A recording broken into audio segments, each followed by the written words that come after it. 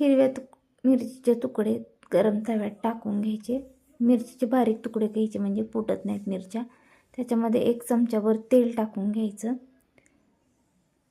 आणि छान ते मिक्स करून घ्यायचं. त्याच्यामध्येच लसूणाच्या खूप साऱ्या पाकळ्या टाकून घ्यायच्या. ते व्यवस्थित मिक्स करून घ्यायचं.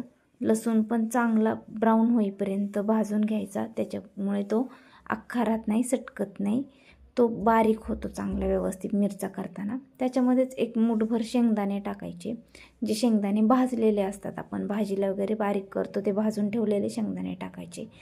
त्याच्यामध्ये ते मिक्स करून खूप सारी कोथिंबीर, हिरवी कोथिंबीर ताजी टाकायची. कोथिंबीरीनं खूप छान भाजी होते आणि भाजी म्हणजे मिरचा खूप छान लागतो. आणि शेंगदाणे भाजलेले टाकले तर त्याने पण खूप छान मिरचा लागतो, तिखट कमी होतं. आणि ते सगळे व्यवस्थित भाजून मिक्स करून तांब्याने असं रेंदून घ्यायचं छान बारीक करून. आणि लिंबू आणि कांद्यासोबत आणि बाजरीच्या भाकरीसोबत सर्व करायचं.